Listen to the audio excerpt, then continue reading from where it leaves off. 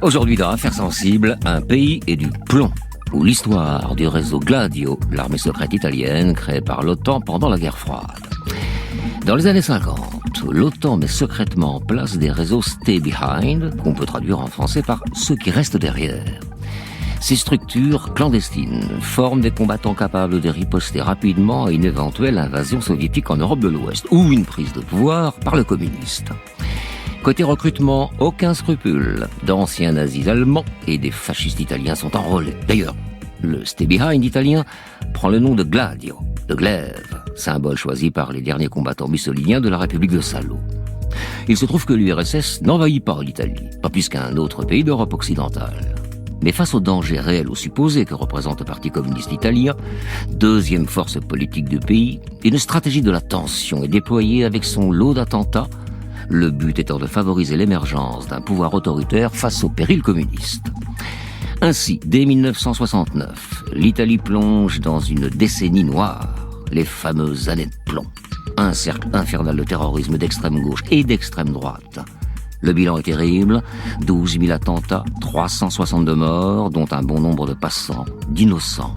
Une blessure nationale, pas totalement cicatrisée aujourd'hui encore. Notre invitée, Simonetta Greggio, journaliste et romancière italienne, autrice d'une trilogie romanesque sur l'histoire de l'Italie, Dolce Vita, Les Nouveaux Monstres et Bellissima. Affaires sensibles, une émission de France Inter, diffusée en direct, récit documentaire Adrien Morat, coordination Franck Cognard, réalisation Stéphane Combe. Fabrice Drouel, Affaires sensibles, sur France Inter.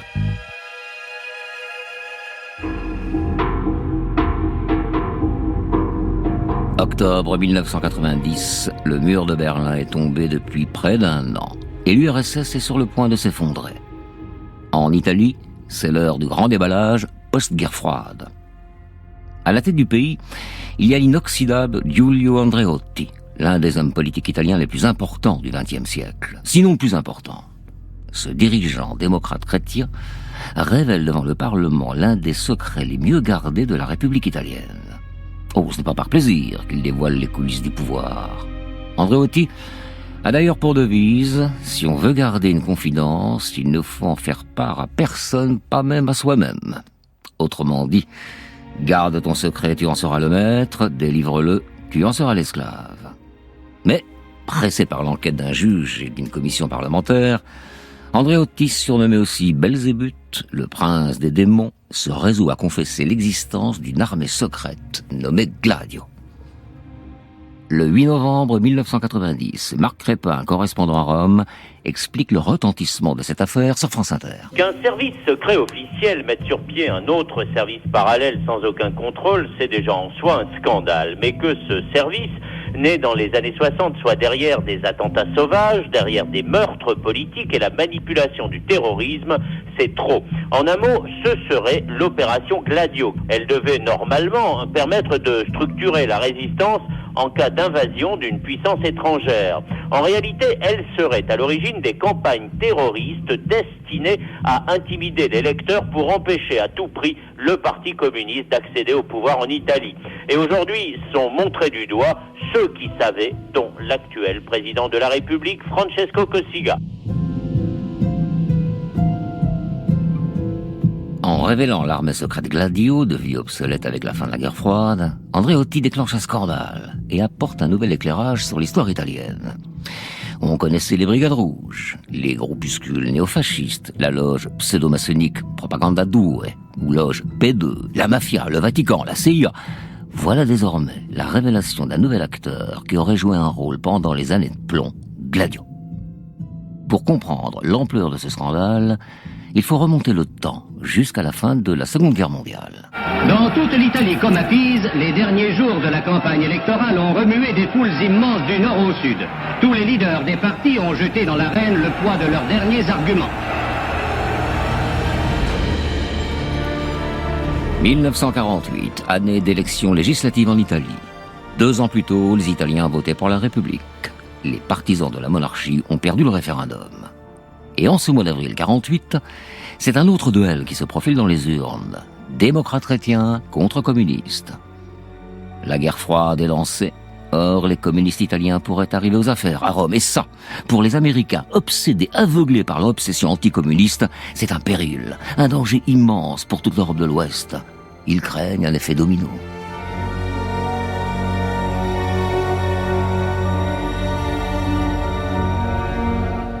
La CIA, toute nouvellement créée, envoie alors des agents partout sur le continent.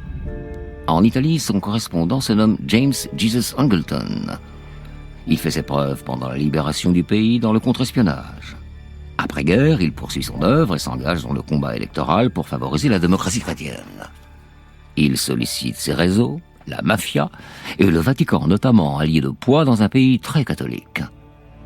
Angleton débourse 75 millions de dollars, soit 1 milliard d'aujourd'hui. De quoi influencer l'élection. À Rome, le leader communiste Palmiro Togliatti harangue la foule. Allié à une fraction du Parti socialiste, il croit en la victoire du PC italien.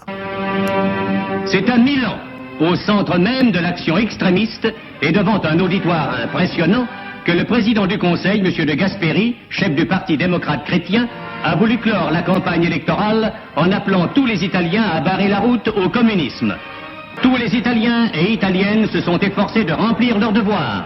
Et M. de Gasperi a doublé son rôle de citoyen de celui de triomphateur. Les élections donnant la victoire à son parti assurent celle de la démocratie et de la paix. Soulagement côté américain, l'Italie ne bascule pas du côté des communistes. C'est la démocratie chrétienne qui ramasse la mise. Et c'est le début d'un très long règne politique pour cette formation de centre droit. L'autre consolation tout de même pour les communistes, ils entrent en nombre à l'Assemblée. Mais un autre parti fait son entrée au Parlement, le MSI, pour Mouvement Social Italien. En réalité, c'est un parti néofasciste. Car en Italie, il n'y a pas eu de véritable épuration après la guerre. Et les fascistes en poste sous Mussolini retrouvent rapidement leur place. Un élément qui a son importance pour la suite de notre histoire. Quant aux Américains, ils verrouillent un peu plus l'Europe de l'Ouest avec la signature du traité de l'OTAN le 4 avril 1949. Le pacte atlantique est désormais une réalité. Le pacte atlantique dont tous les ministres présents ont souligné le caractère défensif unit 12 nations dont le seul but est d'assurer la paix. Une paix maintenant plus sûre.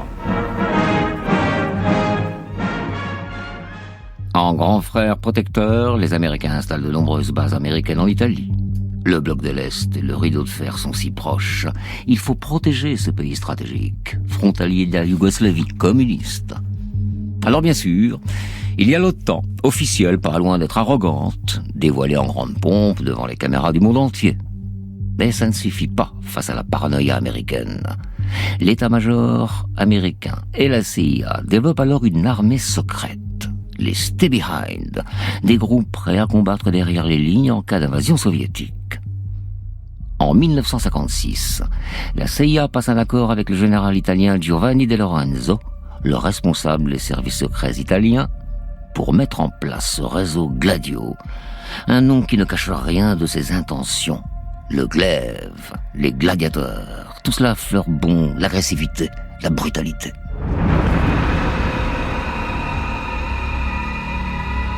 Ces gladiateurs sont formés en Sardaigne. On leur fournit des armes, des munitions, des explosifs, une formation et du renseignement. Des caches d'armes sont installées dans tout le pays, dans des cimetières et des chapelles notamment. Quand le glaive rejoint le goupillon, un grand classique, et pas qu'en Italie. Parmi les chefs du réseau Gladio, on retrouve un certain Licio Gelli, futur vénérable maître de la loge maçonnique P2 illégale, auquel nous avions consacré un épisode d'Affaires sensibles. Gelli, le marionnettiste, a toujours joué sur plusieurs tableaux à la fois, avec les communistes, les fascistes, les démocrates chrétiens et donc les Américains, un prestataire multicarte. Dans le documentaire 1950-1990, le scandale des armées secrètes de l'OTAN, réalisé par Emmanuel Amara en 2011, il expose les profils recrutés dans les rangs Gladio. Nous pensions qu'il existait un plan insurrectionnel des communistes en Italie. Abbiamo parlato e preso una decisione. Nous en avons discuté Puis nous avons pris la décision ensemble avec Cossiga, qui est devenu président de la République, de former cette armée secrète anticommuniste. Elle était composée au départ d'anciens de la Légion Condor et de la République fasciste de Salo. Ils étaient jeunes, connaissaient les armes et étaient résolument acquis à la cause fasciste.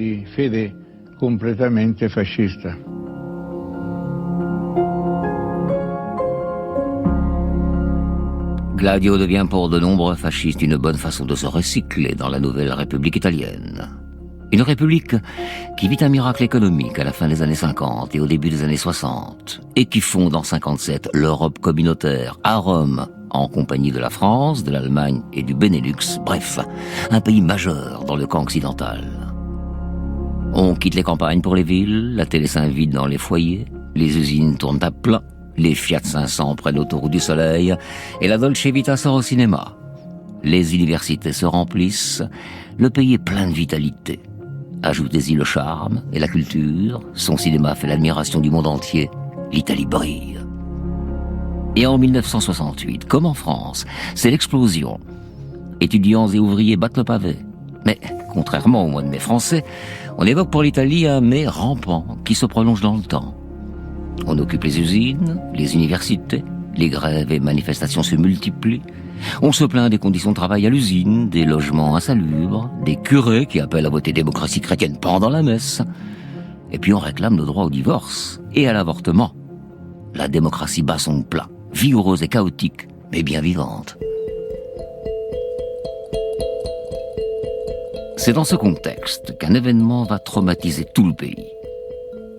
Nous sommes à Milan, le 12 décembre 1969. En cette fin d'après-midi, on sort du travail pour faire ses emplettes dans les artères de la ville. Certains commencent leurs achats de Noël. Piazza Fontana, on se masse dans le hall de la Banque de l'Agriculture pour retirer les espèces. Tout à coup, la foule est soufflée par l'explosion d'une bombe. 1 heure plus tard, c'est la capitale, Rome, qui est frappée par des attentats. Les événements font la une du journal de France Inter. Rome et Milan ont connu en fin d'après-midi une série d'attentats terroristes qui, dans chacune des deux grandes villes, ont fait de nombreuses victimes. La première explosion a eu lieu vers 16h30 à Milan. Une bombe de très forte puissance a explosé dans l'immeuble de la Banque de l'Agriculture, tout près de la chaudière de chauffage central.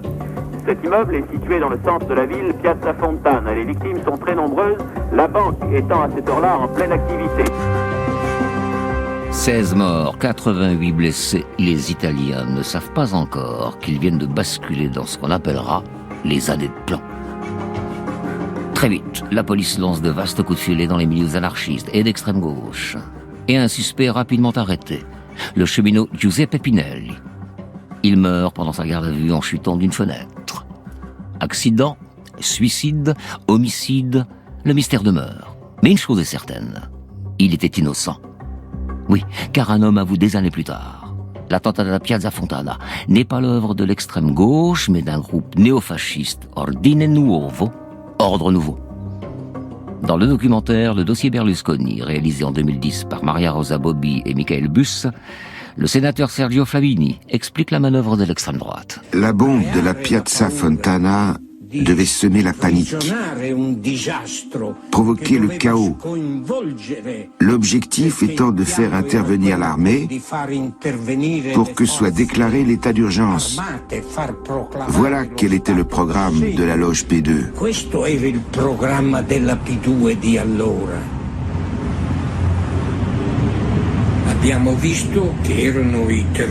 Nous avons compris qu'il s'agissait de terroristes d'extrême droite. Tout le monde le sait maintenant. D'importants documents attestent qu'ils ont été les auteurs et les exécuteurs de cette stratégie de la tension. La loge Propaganda 2, le mot est lâché, la P2. Et qui recrute pour les membres de la loge non reconnue par la franc-maçonnerie Licio Gelli, le marionnettiste, celui qui recrutait les membres de Gladio. Dans la P2, on retrouve des chefs des services secrets, des ministres, des présidents de banque, magnats de la presse, carabiniers, une engeance qui agit dans l'ombre. Difficile de savoir pourtant et d'affirmer que la stratégie d'attention a été vraiment élaborée par la P2. A-t-elle commandité ou seulement aidé? Il y a aussi les services secrets étrangers, CIA en tête, et puis Gladio. Mais avant tout, en première ligne, les militants néofascistes, manipulés ou pas. Ce terrorisme noir est très complexe, illisible. Les intérêts se croisent, se confondent, mais une chose est certaine. Ils ont tous un ennemi commun, le communisme.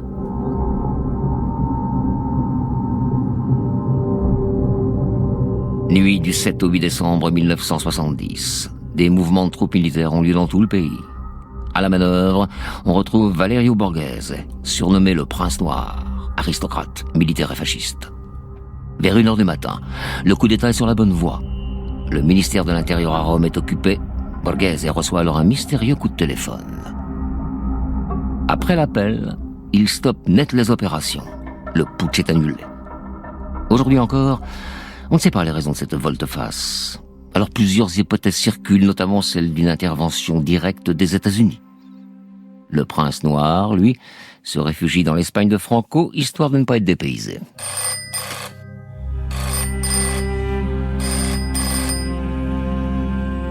« 31 mai 1972, Petenau, région du Frioul, à quelques kilomètres de la frontière yougoslave, caserne des carabiniers. Quand la sonnerie du téléphone retentit, c'est le brigadier Antonio Ferrari qui décroche. Au bout du fil, un anonyme lui annonce « Il y a une Fiat blanche, une Fiat 500 abandonnée dans la ville, c'est sûrement une voiture volée. » Et il raccroche. Une patrouille de carabiniers se rend alors à la recherche de cette Fiat 500. Une fois identifiée, il tourne autour, relève la plaque. Et puis, l'un des carabiniers ouvre le coffre, qui déclenche le détonateur.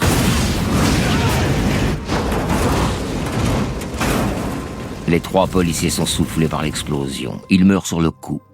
Un attentat, c'est certain. Mais l'enquête piétine. 20 ans plus tard, un néofasciste, encore un, avouera le crime.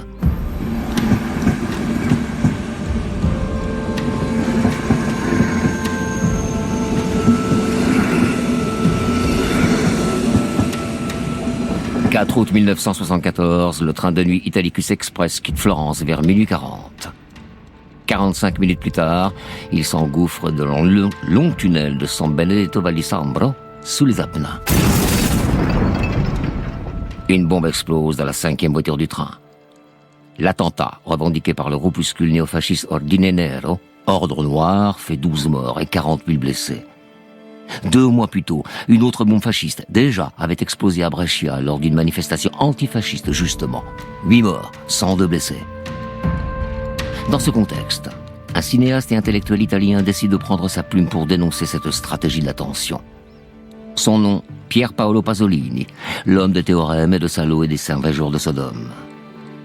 Le 14 novembre 1974, il publie une tribune dans le Corriere della Sera. Io so. Je sais les noms des responsables des massacres de Brescia et Bologne. Je sais les noms des personnes importantes qui, avec l'aide de la CIA, des colonels grecs et de la mafia, ont lancé une croisade anticommuniste, puis se sont reconstruits une virginité antifasciste. Je sais les noms des personnes sérieuses et importantes qui se trouvent derrière les tragiques jeunes gens qui se sont offerts comme tueurs et sicaires. Je sais tous ces noms et je sais tous les faits. Attentats contre les institutions et massacres dont ils se sont rendus coupables. Io so. Je sais parce que je suis un intellectuel, un écrivain, qui met en relation des faits, même éloignés, qui rassemble les morceaux désorganisés et fragmentaires de toute une situation politique cohérente, et qui rétablit la logique là où semble régner l'arbitraire, la folie et le mystère.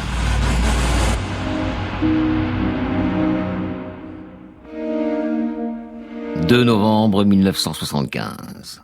Le corps mutilé de Pier Paolo Pasolini est retrouvé dans une mare de sang et de boue sur la plage d'Ostie, à quelques kilomètres de Rome. Le cinéaste, battu à mort, est méconnaissable. On lui a roulé dessus. L'assassin, un certain Pino Pelozzi, n'a que 17 ans et il passe aux aveux. Le rapport sexuel entre ce jeune prostitué et le cinéaste aurait dégénéré. Version officielle. Mais 30 ans après le meurtre, il clame son innocence et attribue l'assassinat à plusieurs individus à l'accent sicilien, dit-il. Un aveu qui renforce la thèse d'un assassinat politique. Le cinéaste dérangeait.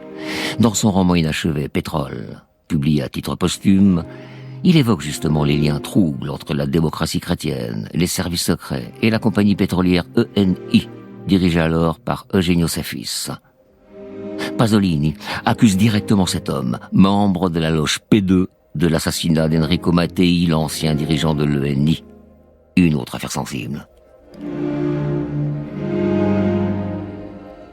Moins de 6 mois après l'assassinat de Pasolini, en juin 1976, les Italiens votent pour les législatives. Le scrutin majeur dans cette démocratie parlementaire jusqu'au bout des ongles. La démocratie chrétienne au pouvoir depuis 1948 reste en tête, avec 39% des voix. Mais c'est la forte progression du Parti communiste, avec 7 points de plus qu'en 1972, qui fait l'événement. 34% des suffrages. Dans le documentaire Les derniers jours d'Aldo Moro, réalisé en 2008 par Emmanuel Amara, le sénateur Sergio Flamini décrypte la situation. En 1978, l'Italie traversait une période de crise économique et politique profonde. Comme l'expliquait Aldo Moro, les élections de 1976 avaient donné 2 vainqueurs. Le Parti communiste avait fait un véritable bond en avant. La démocratie chrétienne, elle, s'était maintenue, mais devait composer avec les partis minoritaires.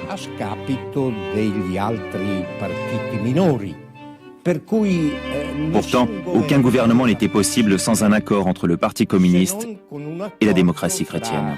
30 juillet 1976, le démocrate chrétien Giulio Andreotti, l'homme qui révélera Gladio 24 ans plus tard, forme un nouveau gouvernement. Son parti n'a pas la majorité, mais il obtient la confiance du Parlement, grâce à l'abstention du Parti communiste, la deuxième force politique du pays. C'est le premier pas vers le très fameux compromis historique, voulu par 2 grandes personnalités politiques, le démocrate chrétien Aldo Moro et le communiste Enrico Berlinguer. Fine mouche, le leader du PC italien sait qu'il faut s'allier avec l'ennemi juré, la démocratie chrétienne, pour espérer gouverner l'Italie. Et puis surtout, la formation de centre-droite est soutenue par 3 grandes forces dans ce pays, le patronat, le Vatican et les États-Unis. Rome, 3 mai 77. Des photographies mortalisent Moro et Berlinguer qui se serrent la main. La poignée est franche, les sourires sont sincères. Mais cette main tendue d'Aldo Moro communiste gêne tout le monde, finalement, à commencer par les États-Unis, tout comme l'URSS. Le pape également est contre, et plusieurs dirigeants de la démocratie chrétienne s'y opposent. Quant à l'extrême gauche, elle considère que le Parti communiste italien s'est embourgeoisé. Alors, de nombreux jeunes communistes, lassés de ce PC italien qu'ils considèrent comme trop intégré au système, créent des groupuscules armés. L'un d'entre eux fait beaucoup parler, les Brigades Rouges. Et si le terrorisme noir, le néofasciste est aveugle, celui de l'extrême gauche est plus ciblé. Attentats, assassinats et tirs dans les jambes, telle est la spécialité des brigades. Elles s'en prennent aux magistrats, aux policiers, aux industriels et à tous ceux qu'elles considèrent comme des traîtres. Et en cette année 78, les Brigades Rouges préparent un gros coup, un très gros coup. L'enlèvement d'une personnalité politique de premier plan. France Inter, affaires sensibles. Rome, 16 mars 1978. C'est un jour historique. À l'Assemblée, les communistes s'apprêtent à voter la confiance à l'inévitable démocrate chrétien Giulio Andreotti. Le compromis historique, nous y sommes. Ce matin-là, à 9h, Aldo Moro quitte son domicile avec sa voiture, son chauffeur et son garde du corps. Un deuxième véhicule l'escorte, avec 3 hommes à son bord. Ce matin-là, ils sont 5 brigadistes, déguisés en uniforme de la compagnie aérienne Alitalia, à attendre Aldo Moro au carrefour de la Via Falli et de la Via Stresa. Au signal de l'une des membres du groupe, une Fiat coupe la route du cortège.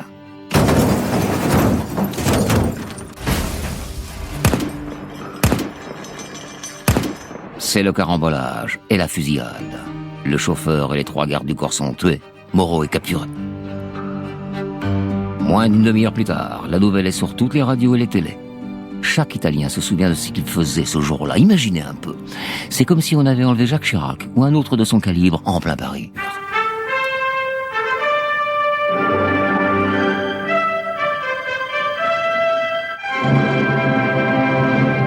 Il président de la démocratie chrétienne Aldo Moro, rapito a Roma stamane, Le président Aldo Moro a été enlevé ce matin à Rome. Ses gardes du corps ont été abattus par un commando.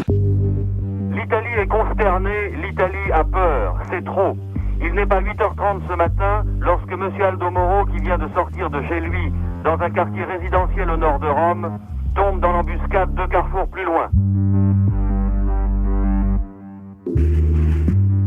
Après l'avoir extrait de sa voiture, les brigadistes placent Aldo Moro dans un véhicule et l'enferment dans une caisse en bois, direction 8 via Montalcini, dans ce qu'ils appellent la prison du peuple. En vérité, une petite alcôve d'1 mètre sur 3 aménagée derrière la bibliothèque d'un appartement bourgeois. Et il se trouve que ce prisonnier de marque ne pose aucun problème. Il mange ce qu'on lui donne et ne demande qu'une Bible et un enregistrement de la messe du dimanche. On lui propose de lire Marx, il refuse, poliment, déjà lu. Et sans surprise, il est condamné à mort par le tribunal des Brigades Rouges. En réalité, les terroristes souhaitent l'échanger contre certains de leurs camarades jugés à Turin au même moment. Ouais, mais la démocratie chrétienne et le Parti communiste appliquent une ligne de fermeté, hors de question de négocier avec les brigades. Alors, jour après jour, l'espoir de retrouver Aldo Moro vivant s'amenuise. Les positions sont figées. Moro le sait. Tous les jours, il écrit. Il n'a pas de bureau ni de chaise. Il rédige ses lettres sur son lit de captivité, adossé contre le mur. Et dans l'une de ses lettres, il supplie ses amis et collègues de la démocratie chrétienne. Si vous n'intervenez pas, une page terrifiante de l'histoire italienne sera écrite. Mon sang retombera sur vous, sur le parti, sur le pays. Et puis le 9 mai, après 55 jours de captivité,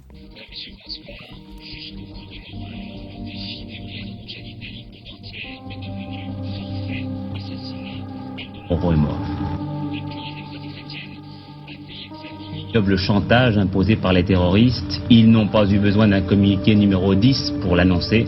Un simple coup de téléphone anonyme signalant une voiture piégée peu après l'heure du déjeuner, tout près du siège du Parti communiste. En fait, pas de voiture piégée, mais un homme assis à l'arrière d'une voiture, un homme mort, Aldo Moro. 9 mai 1978. Les Brigades Rouges ont mis leurs menaces à exécution. Aldo Moro est retrouvé dans le coffre d'une 4L. Il porte un costume et 11 balles dans le corps. La voiture est garée via Caetani, à mi-chemin entre le siège de la démocratie chrétienne et celui du Parti communiste. Tout un symbole. Car les deux partis, rappelons-le, ont refusé les négociations jusqu'au bout. Des années plus tard, Steve Piccenic, envoyé à l'époque par la CIA pour aider le gouvernement italien dans les négociations avec les Brigades Rouges, se livre à des confidences. Dans le documentaire Les derniers jours d'Aldo Moro, réalisé en 2008 par Emmanuel Amara, il révèle effectivement que la négociation n'a même pas été envisagée. L'enlèvement d'Aldo Moro a vraiment été l'un des moments les plus importants du XXe siècle, dans lequel la déstabilisation d'un État et de l'Europe n'ont jamais été aussi réelles. Après cet événement, toutes sortes d'hypothèses ont été émises. J'ai gardé le silence jusqu'à aujourd'hui. J'ai attendu 30 ans pour révéler cette histoire. Je regrette la mort d'Aldo Moro, je demande pardon à sa famille. Je suis désolé pour lui, on se serait bien entendu, mais nous avons dû instrumentaliser les Brigades Rouges pour le faire tuer. Mais en exécutant Moro, les Brigades Rouges ont signé leur arrêt de mort. L'opinion publique ne leur pardonnera pas. Giulio Andreotti, président du Conseil, et Francisco Cossiga, ministre de l'Intérieur, ont donc fait le choix de sacrifier Aldo Moro. C'est clair, ils n'ont rien fait pour le sauver. De nombreux enquêteurs, policiers et carabiniers faisaient partie de la loge P2 à l'époque. Et pour certains d'entre eux, sympathisants fascistes, voir Moro mourir les arrangeait. Une fois encore, l'ombre de Gladio plane sur cet assassinat. Quelques jours après, les dirigeants de la démocratie chrétienne se rassemblent lors d'une messe à la mémoire d'Aldo Moro, qu'ils ont pourtant abandonné. Des années plus tard, Cossiga revient sur ces événements dans le documentaire Les derniers jours d'Aldo Moro. Il fallait éviter de négocier. Cela aurait été trop dommageable pour l'État, même si le prix à payer était le sacrifice de Moro. Pendant plus d'1 an, je me suis réveillé en pensant que j'avais tué Moreau. Non que j'ai eu une forme de remords moral, car j'étais sûr d'avoir fait le bien. Mais j'ai éprouvé une forme de remords plus subtil. Vous savez, lorsqu'on est chrétien et catholique comme moi, le remords moral peut disparaître en demandant pardon à Dieu.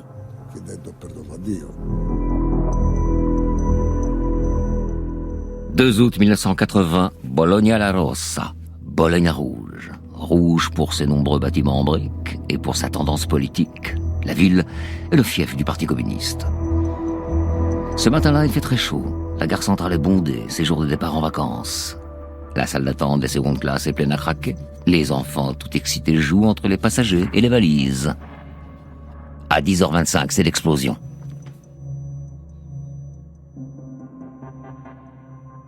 Le bilan est terrible. 85 morts, plus de 200 blessés. L'explosion a été si forte que la gare de Bologne est quasiment détruite. On parle d'abord d'accident, d'une chaudière qui explose. Et puis très vite, le doute n'est plus permis. C'est un attentat, le plus terrible des années de plomb.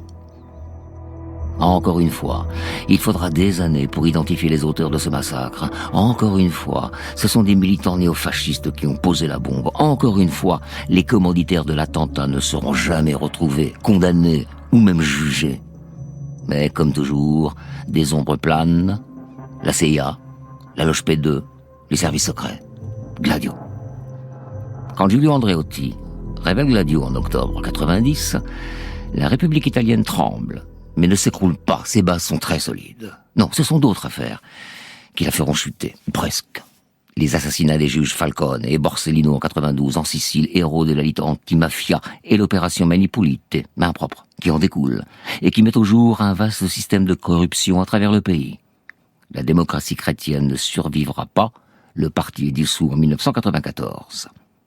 Cette année-là marque aussi l'émergence d'un homme politique qui devient député et président du Conseil plusieurs fois. Ambassadeur de la vulgarité politique, fier de sa grossièreté qu'il trimballe en bandoulière partout où il va, il a été membre de la Loge P2. Son nom, Silvio Berlusconi.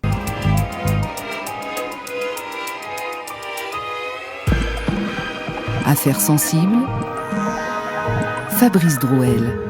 Aujourd'hui, l'opération Gladio, dont nous allons parler avec notre invitée Simonetta Greggio. Bonjour. Bonjour Fabrice. Journaliste, romancière italienne, autrice d'une trilogie romanesque sur l'histoire de l'Italie. Alors en 3 mouvements, parce que c'est une trilogie. Dolce Vita de 1959 à 1979, Les Nouveaux Monstres de 1978 à 2014 et Bellissima. Que nous racontez-vous déjà dans cette trilogie pour ceux qui ne l'ont pas lu? Donc l'histoire de l'Italie, évidemment, vue par vos yeux, vous qui êtes italienne. C'était quoi votre intention éditoriale? Alors, avec Dolce Vita, ça a été quelque chose qui est venu du cœur, une sorte de colère. Après tant d'années où j'ai vu mon Italie que j'adorais être battue, ne pas avoir la place qu'elle devait avoir.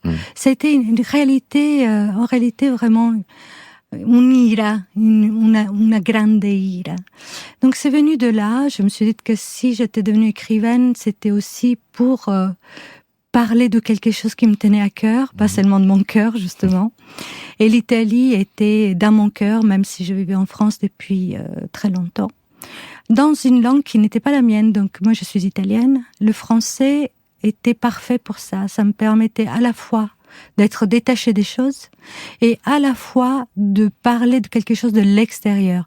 Chose que les Italiens, par ailleurs, ne m'ont pas tellement pardonné par la suite. D'où tu parles, camarade?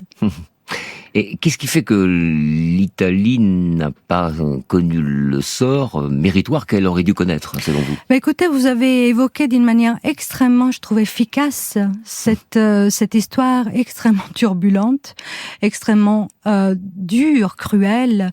Et vous avez commencé dès le départ, c'est-à-dire que vous avez très bien raconté chronologiquement comment ça s'est passé. Or, chaque fois qu'on ouvre un tiroir en Italie, il y en a 3 autres qui s'ouvrent. C'est-à-dire que vous avez raconté tous les faits Et derrière, il y a encore d'autres choses. Ouais. Donc, pour moi, ça commence, comme vous l'avez dit, vous l'avez évoqué en 56, mais quand même avec la fin de la Deuxième Guerre mondiale, c'est arrivé avec le débarquement des Américains directement en Sicile. Ce premier pacte qui a été fait toxique avec la mafia, parce que les Américains ont eu besoin des mafieux locaux pour la logistique. Ouais. Donc, Jesus James Angleton que vous évoquez était à l'OSS avant d'être donc à la CIA et a joué un rôle incroyable à ce moment-là. Vous avez évoqué Giulio Borghese. Il faut savoir que c'était le commandant de la Decima Mas, qui était quand même la phalange la plus virulente, la plus violente du fascisme, de la fin du fascisme. C'est eux qui ont tenu vraiment le fascisme jusqu'au bout et jusqu'à la mort de Mussolini. Et Valerio Borghese a été exfiltré par Angleton lui-même. C'est-à-dire qu'il est allé à Salò, il lui a donné une uniforme et il l'a ramené à Rome dans sa voiture privée. Vous vous rendez compte à quel point cet homme a été l'âme noire finalement de ces années. Ça veut dire que les Italiens se sont débarrassés de Mussolini, mais pas du fascisme. Ah, mais absolument pas, parce que Mauro Canali, qui est un historien italien qui a travaillé sur l'Ovra, qui est donc le service secret de Mussolini, a vraiment trouvé les traces des hommes qui ont travaillé pour Mussolini dans le vingennio fasciste dans les années 70. Ouais. Ils étaient c'était une vraie longévité quand même. Alors quand vous dites que l'Italie n'a pas connu le sort qu'elle aurait dû connaître, est-ce qu'on peut penser que toute cette période des années de plomb a coupé les ailes d'un pays qui était en pleine expansion, à la fois économique, artistique, touristique? Ah ben encore là, il faut revenir juste un tout petit peu en arrière à la mort de Mattei que vous avez aussi évoqué. Mattei, qui était le président de l'ENI, qui était, quand il l'a pris, c'était ce qu'on a appelé un carrozzone sfasciato. C'était vraiment une espèce de bécane qui marchait pas. Or, il en a fait quelque chose qui fonctionnait. Il s'est érigé contre le cartel de sept sœurs, donc le grand monopole du pétrole, voilà. Ouais. Et il a essayé de faire de l'Italie un pays autonome en énergie. C'était la chose absolument géniale qu'il fallait faire. Bien sûr. Mais qu'est-ce qui s'est passé? Il s'est passé que, avec la main de la mafia et d'autres, cet homme a été, il est tombé en plein vol, et ça on peut vraiment le dire, puisqu'il est tombé de son petit avion privé. Ah oui. Alors, ça montre aussi quand même la solidité de l'idée de démocratie en Italie, parce que d'autres démocraties n'auraient peut-être pas survécu à tout ce chaos. Il y a quand même un attachement des Italiens, non seulement à la République, parlementaire, qui plus est, et donc à la démocratie. Alors, je vous trouve à la fois logique et optimiste. Je pose la question, en fait, j'affirme rien. Si vous me dites oui, ça me rassure, mais je suis pas là pour être rassuré, donc allez-y. Écoutez, je ne sais pas ce qu'il faut en penser, parce que l'histoire n'est pas écrite, puisque les secrets n'ont pas été désécrétés. Encore l'année dernière, Mattarella et Draghi ont fait... Donc le président et le président du Conseil. Pardon. J'ai l'impression que tout le monde le sait. Non, faut toujours le rappeler. Et on fait une conférence commune pour dire qu'ils allaient désécréter les archives de Gladio. Donc c'était l'année dernière, au mois d'août. On va désécréter les archives. Ah oui, merci. Point. Donc, on n'en a plus entendu parler. C'est pas la première fois que ça arrive. C'est-à-dire que, à mon avis, ces archives de Gladio doivent être dans un vieux capannone, et ça doit être des faldoni complètement pourris. Enfin, je sais pas du tout dans quel état on va retrouver les vraies archives. Qu'est-ce qu'on peut savoir de plus? Parce qu'on sait quasiment tout de Gladio, non? Non, notamment lorsque vous avez évoqué tout à l'heure la mort de Moro, on a retrouvé 49 bossole, donc projectiles provenant des armes de Gladio sur ces lieux. Les hommes des Brigades Rouges n'étaient pas des tireurs d'élite. Comment ça se fait qu'ils ont réussi à tuer toute l'escorte de Moro? Mais Moro était absolument, complètement... il est sorti de là, il a été prélevé de sa voiture, il n'avait pas une blessure sur lui. Mais pourquoi les Brigades Rouges auraient-elles endossé la responsabilité? Parce qu'elles étaient totalement manipulées. Moi, quand j'ai sorti la Dolce Vita il y a quelques années, j'ai eu plusieurs contacts avec des brigadistes en France qui m'ont contacté pour me dire à quel point ils n'étaient pas au courant du fait que certains d'entre eux étaient manipulés par les services. Simonetta Greggio, on reprend cette conversation passionnante dans 3 minutes, après avoir écouté l'OMNI, le goût de l'orge. Au centre de tout cela, il y a cette fameuse loge P2 qui est très inquiétante, porteuse de beaucoup de secrets et probablement de beaucoup de coups bas. Alors c'est une loge maçonnique mais illégale, elle n'est pas reconnue par la franc-maçonnerie, il faut le dire au passage, histoire de ne pas écorner l'image des francs-maçons. Quel souvenir laisse la loge P2 ? Alors vous avez parlé de Licio Gelli comme d'un marionnettiste. Moi, je me suis posé la question dans mes différentes recherches si c'était pas une marionnette. C'est-à-dire qu'on a parlé du grande vecchio, du grand vieux. Le grande vecchio aurait pu être quelqu'un qui déjà était derrière Licio Gelli. Licio Gelli n'était que l'attaché de presse, en quelque sorte. Du grand chef. Exactement. C'est-à-dire qu'il n'avait pas la levatura morale, il n'avait pas la culture pour être cet homme absolument qui bougeait, qui faisait bouger, qui tenait les rênes. Avec un Andreotti, quand même, il dit, vous vous souvenez de ce film incroyable de Sorrentino. Mais c'est la vérité, même si c'est la farce, si c'est comique. Comme souvent en Italie, sous la farce et sous le comique, il y a vraiment la tragédie. Et Gelli, à mon sens, d'après ce que j'ai compris, n'était pas vraiment en manette de la situation.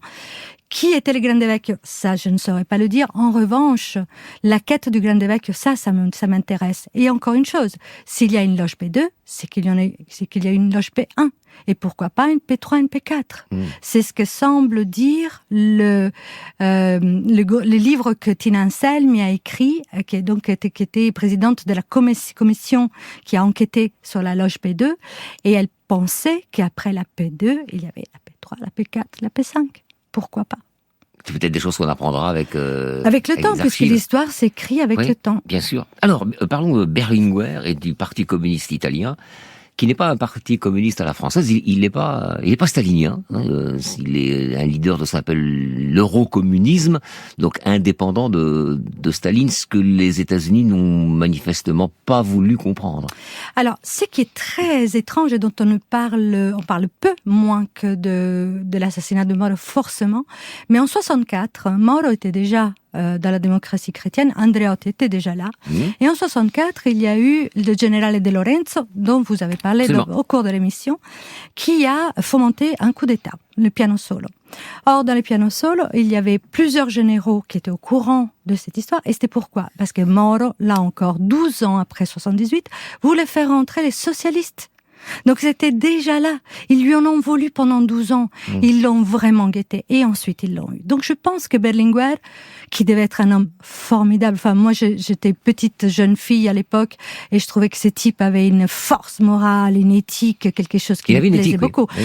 Et vraiment, les hommes politiques de cette époque y croyaient. Alors, je vais vous dire quelque chose qui va peut-être vous laisser perplexe, mais je pense que beaucoup de ces hommes y croyaient aussi. Vinci Guerra, donc le type qui a mis la bombe à Peteano, qui a tué 3 carabiniers, s'est constitué. Il a été lui au commissariat pour dire c'est moi, vous y arriverez jamais, mais c'est moi qui ai mis cette bombe.